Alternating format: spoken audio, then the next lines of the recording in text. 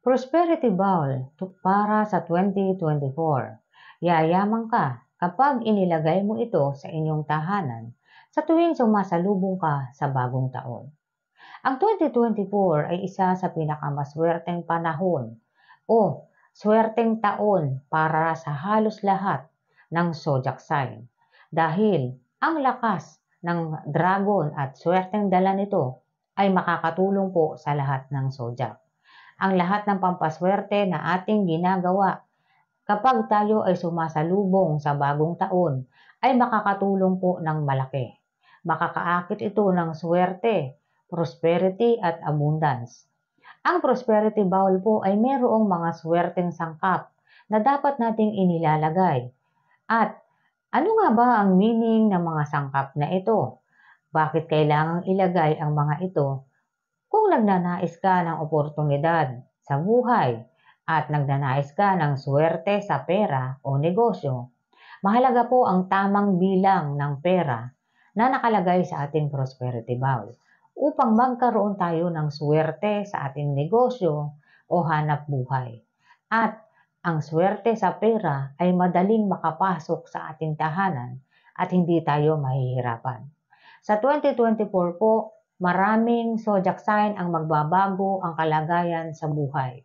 Sapagkat ang Year of the Wood Dragon ay isa sa pinakamaswerteng panahon o taon para sa halos lahat ng zodiac.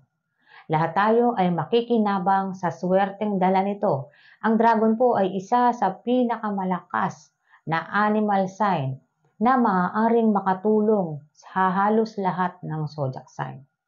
Halos lahat ng aspeto ng kaperahan ay matutulungan po ng dragon dahil ang dragon ay kilala sa power at lakas nito na umakit ng swerte at nagtataboy din ito ng mga inauspicious energies na maaaring naandyan sa ating mga tahanan. Ang paglalagay po ng prosperity bowl sa 2024 ay makakatiyak kayo na kayo ay suswertehin at magkakaroon ng abundance para sa buong taon. At ito ay magiging yaman at maiipon ninyo sa susunod pang taon. Mahalaga po na alam natin ang meaning ng ating inilalagay at tandaan nating mabuti na ang ating swerte ay maaaring magbago sapagkat ang ating swerte ay bumabase sa atin.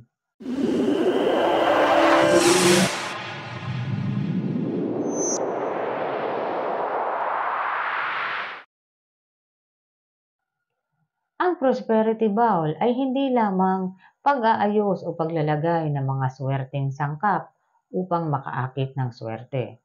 Ito po ay nangangako ng kaunlaran sa ating pinansyal at nangangahulugan ito ng prosperity at abundance para sa buong taon. Napakahalaga po na meron tayo nito. Unang-unang maswerteng sangkap na dapat meron ng ating prosperity bowl ay ang paglalagay ng rice grain o bigas. Ang bigas po ay nangangahulugan ng business luck, swerte sa pera, at abundance. Ang ibig sabihin, mayroong masaganang ani. Kapag naglagay kayo ng bigas sa inyong prosperity bowl, siguraduhin ninyong ito ay 12 cups o kaya maaari din ang 1 kilo ng bigas. Kailangan po buo. Kung mayroon po kayong 12 cups po ang piliin ninyo o maaaring 1 kilo ng bigas ang ilagay ninyo sa inyong prosperity bowl. Sapagkat ang bigas na yan ay isasaing po ninyo. Hindi lang yan pang-display dyan. Sasaingin natin yan araw-araw sa loob ng 15 days. Ang ibig sabihin, sa tuwing magsasaing ka, kukuha ka ng konti at isasama mo sa sinain mo upang ang ating mga hiling ay maisakatuparan. Sunod na pinakamaswerteng sangkap na dapat meron ang ating prosperity bowl ay ang paglalagay po ng pinya.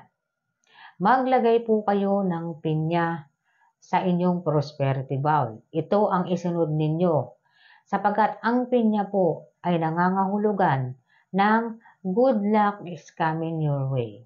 O ang ibig sabihin, tinatanggap na ninyo ang swerte. Ang bigas po ay nangangahulugan ng business luck, prosperity and abundance, at ang pinya, ang sunod na ilalagay ninyo na pinya, ito ay nangangahulugan. Tanggap na ninyo ang swerte at kusang sumusunod sa inyo ang swerte sa buhay. Ang itlog po ay nangangahulugan ng katuparan, bagong simula, swerte sa pera, at abundance. Ang paglalagay ng 12 na itlog sa ating prosperity bowl ay nangangahulugan ng katuparan. Ang ibig sabihin, ang lahat ng ating hiling ay atin nang natanggap o matatanggap. Ito ay maisa sa katuparan.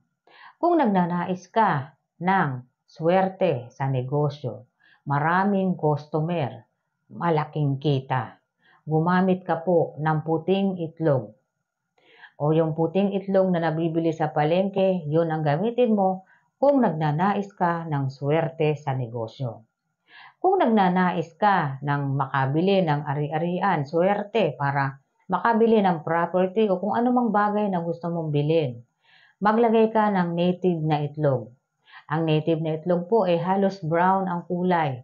Yun po ang ilagay ninyo kung nagnanais kayo ng makabili ng ari-arian.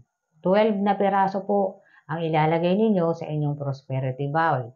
Sunod na ilalagay ninyo pagkatapos ng itlog ay ang coins. Ang coins po dapat po 168. Kung nagnanais po kayo ng kasosyo sa negosyo, may mga taong gustong tumulong sa inyo or gusto nyong matulungan kayo para mapalago ang negosyo ninyo o hanap buhay ninyo o gusto nyo ng swerte, coins ang gamitin ninyo.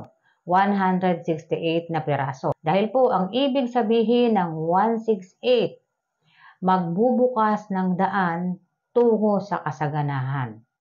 Ang ibig sabihin, lahat ng maaaring oportunidad na maaaring kumatok sa inyong tahanan o sa inyong buhay, ito ay lalapit ng kusa sa inyo. Maaari po kayong maglagay dyan ng mga bilog na chocolate na coins. Pwede po yun, yung mga kulay gold na chocolate na coins, pwede nyo pong ilagay yun, matatamis po yun. Ang ibig sabihin, kayo ay magkakaroon ng matatamis na taon o mga buwan.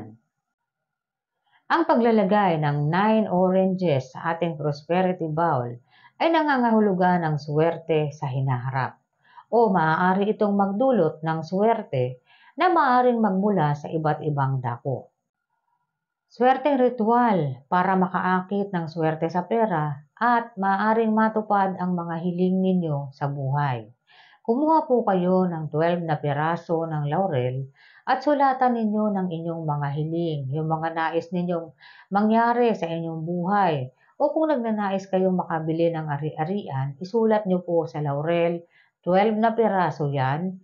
At pagkatapos po, ibaon nyo po yan sa inyong prosperity bowl. Dapat po hindi yan nakikita.